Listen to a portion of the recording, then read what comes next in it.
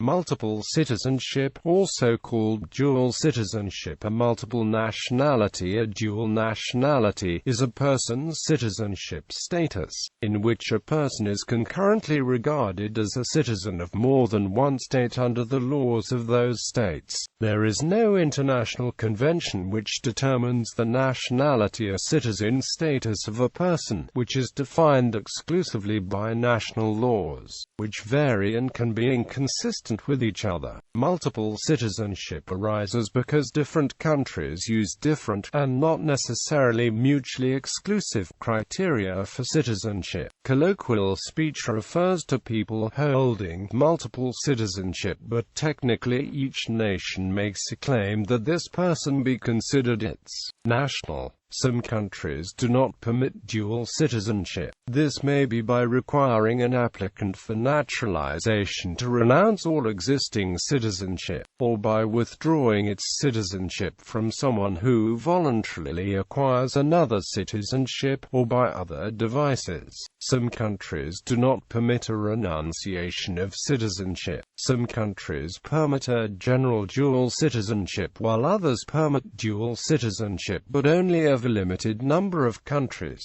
Most countries that permit dual citizenship still may not recognize the other citizenship of its nationals within its own territory. For example, in relation to entry into the country, national service, duty to vote, etc. Similarly, it may not permit consular access by another country for a person who is also its national. Some countries prohibit dual citizenship holders from serving in the military, on police forces, or holding certain public offices. History. Up until the late 19th century, nations often decided who they claimed as the citizens or subjects, and did not recognize any other nationalities they held. Many states did not recognize the right of the citizens to renounce the citizenship without permission, with the feudal theory of perpetual allegiance to the sovereign still common. This meant that people could hold multiple citizenships, with none of the nations recognizing any other of the citizenships.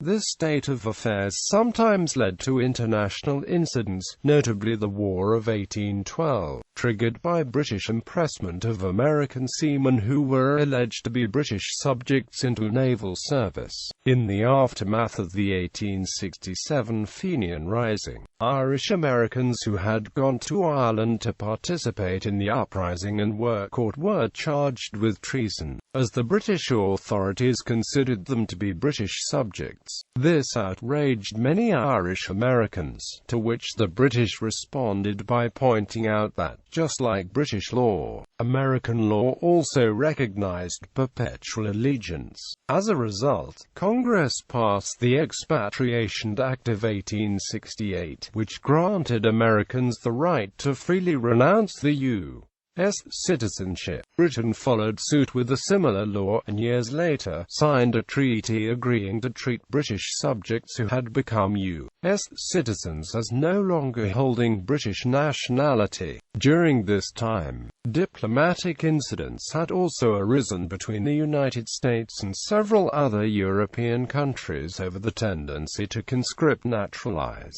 American citizens visiting the former homelands. In response, the U.S. government negotiated agreements with various European states known as the Bancroft Treaties, under which the signatories pledged to treat the voluntary naturalization of a former citizen or national with another sovereign nation as a renunciation of the citizenship. As a result, the theory of perpetual allegiance largely fell out of favor with governments during the late 19th century, with the consensus of the time being that dual citizenship would only lead to diplomatic problems. More governments began prohibiting it, and revoking the nationality of citizens holding another nationality. By the mid-20th century, dual nationality was largely prohibited worldwide, although there were exceptions.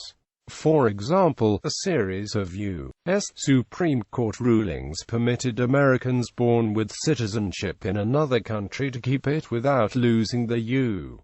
citizenship. At the 1930 League of Nations Codification Conference, an attempt was made to codify nationality rules into a universal, worldwide treaty. The 1930 Hague Convention, whose chief aims would be to completely abolish both statelessness and dual citizenship. It proposed laws that would have reduced both, but in the end was ratified by only 20 nations. However, the consensus against dual nationality began to erode due to changes in social mores and attitudes. By the late 20th century, it was becoming gradually accepted again. Many states were lifting restrictions on dual citizenship. For example, the British Nationality Act 1948 removed restrictions on dual citizenship in the United Kingdom. The 1967 Afro-Yim v. Rusk ruling by the U.S. Supreme Court prohibited the U.S. government from involuntarily stripping citizenship from Americans over dual citizenship, and the Canadian Citizenship Act 1976 removed restrictions on dual citizenship in Canada. The number of states allowing multiple citizenship further increased after a treaty in Europe requiring signatories to limit dual citizenship lapsed. In the 1990s, and countries with high emigration rates began permitting it to maintain links with the respective diasporas.